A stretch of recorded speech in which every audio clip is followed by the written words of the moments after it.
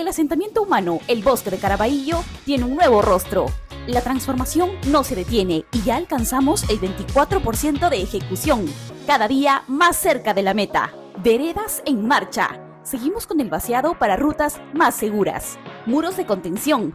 Construimos cimientos sólidos para tu seguridad. Y preparación del suelo.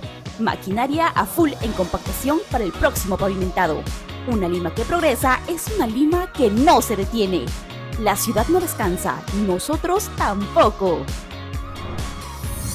Municipalidad de Lima.